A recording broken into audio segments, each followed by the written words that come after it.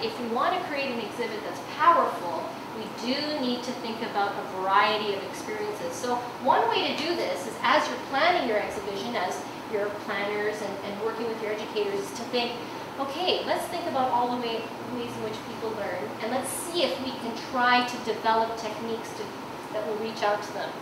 So the 7 ways in which we keep in mind is visual, verbal, logic, movement, reflection, social, and sound.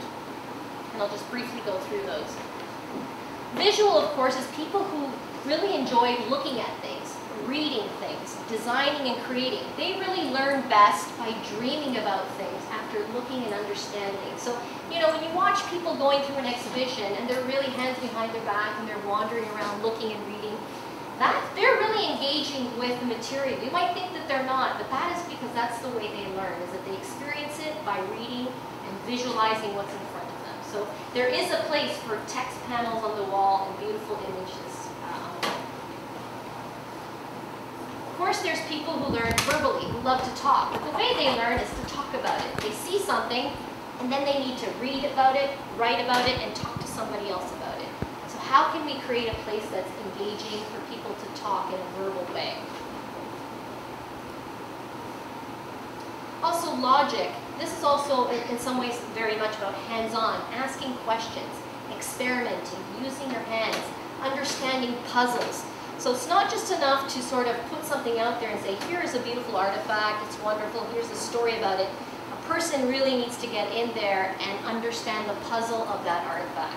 So how can we create activities and interactivity that really captures their attention? Then there's movement. You can watch in the gallery today, it was wonderful watching some of the children dancing around the sculpture in the contemporary art gallery upstairs, going into the Maloka and talking with each other and already role-playing and dancing and moving. People need to have that kind of movement through a space. It can't be regimented always, so there has to be opportunities to create movement so that people can touch and have a physical experience using their bodies as a way of experiencing the material and the information. Then there's reflection.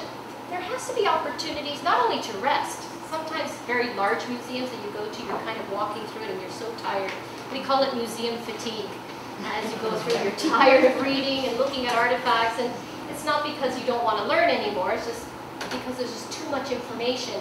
So where are there opportunities to have a moment to sit down, think about what you've seen? Perhaps there is a beautiful piece of art or object that you can spend some time contemplating. So where can we incorporate these moments of contemplation within our exhibition that can also be opportunities for rest?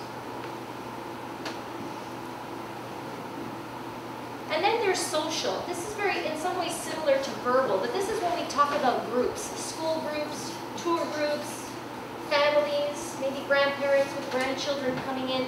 Is there an opportunity to create exhibits that allow the groups to talk each other and work together to either solve a puzzle or to understand something? Perhaps there's a simple question saying, what would you do in this situation?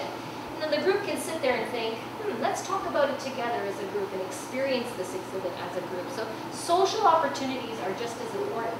Sometimes we think that an exhibition is about the person or the individual and the object or the information, but the experience should also be about the people that you're with. And this goes back to, an ambiance experience. How can we create a feeling that when you've left, I feel entertained, I feel like I had a great time with my spouse or my family. The exhibit can do that as well. Finally, there's sound. Singing, humming, listening. Sometimes you can have an exhibition where, again, creating a sense of ambiance with the Maloka or so forth in the exhibition. If you just had some birds chirping or the wind flowing through, it's very simple, it's not very expensive, but suddenly a person feels like they've been transported into the past or they're experiencing something special. So are there opportunities to incorporate even just small amounts of sound? Then you can create more expensive experiences where you're actually creating stories. Instead of having a text panel on the wall that tells a story, why not have a wonderful audio kiosk and have an actor that's says the words and you listen to it, you can close your eyes and again be transported to an experience that perhaps might be a little bit more engaging than simply having, again, the text pen on the wall. So you start to see how thinking about the ways in which people learn can affect the ways in which we create exhibitions. Now, uses of collections. Collections, of course, are at the heart of a lot of our institutions, whether they're archaeological collections, art, archives, works on paper. They're powerful, they're real things. The reasons why people think museums are authentic, are important places where you get good information, is because that is where you can discover your past. Real people made these artifacts. Real people touched these works of art. Real people created these important documents, and that's where the power comes from. And so our challenge is, how do we make these objects even more powerful? In some cases, objects are thousands of years old and can be so far away from a person, it's hard to relate.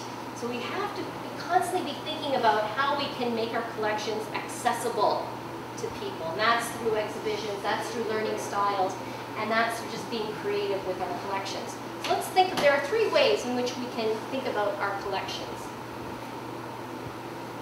One is an aesthetic mode, or what you would see in an art gallery. That the objects and the artifacts are so powerful, so beautiful, that they speak for themselves. This is like going to see the Mona Lisa in the Louvre, or perhaps going to see the Holy Quran in a Muslim museum.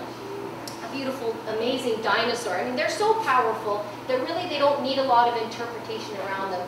People will be drawn to those objects because they're powerful. Our job as creative designers and exhibition developers is to enhance that feeling, enhance that drama.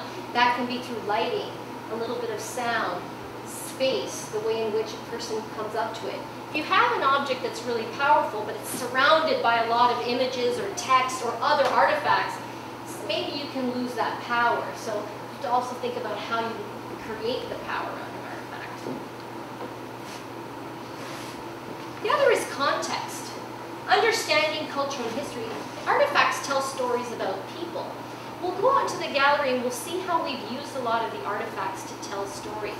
One of the things about archaeological artifacts sometimes is that they're stone or bone or small pieces of shell. They can be difficult to understand. But once you start to think about the ways in which people use those tools, and that, you know, maybe they were living in their home, going hunting and fishing, suddenly the artifacts tell a story. So if we can create a context, building a house, building a structure, putting them in situ. So talking about recreating an environment where people can walk into the past. We may not be able to do it at the actual archaeological site, but what can we do in our museum or in our cultural space that allows you to be transported into the past and see those artifacts where they might have been located in a real place. Suddenly it's like, oh, I get it.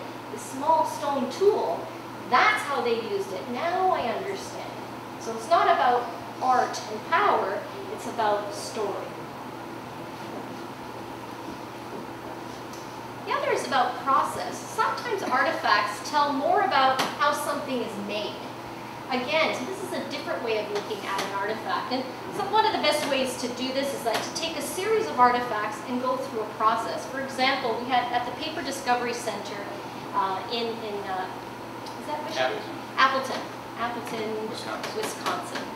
What we did is we took the artifacts and showed how you make paper. So the artifacts are placed in a context of how paper is made.